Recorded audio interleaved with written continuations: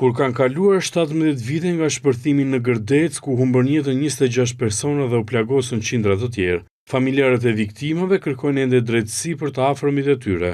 E teksa hetimet për ngjarjen nisën më njëherë pas shpërthimit dhe përfunduan në vitin 2009, në atë kohë për disa nga të pandehurit prokuroria ngriti edhe akuzën e vrasjes, por në fund gjykata i dënoi vetëm për shkelje të rregullave në punë, shkatërrim të pronës dhe shpërdorim të tyre.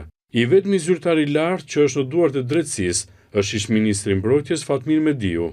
Në vitin 2021 SPAK u vënë në lëvizje dhe mori Mediun të pandehur për shpërdorim të tyre të kryer në bashkëpunim dhe tashmë po vijon procesi në gjykatë. Nga ana tjetër, prokuroria e posaçme veçoi dosjen dhe po heton në infraksion tjetër për akuzën e korrupsionit dhe pastrimit të parave në lidhje me kontratat e firmosura në vitin 2007 për shitjen e municioneve. Hetimet për këtë dosje vijojnë në dy drejtime.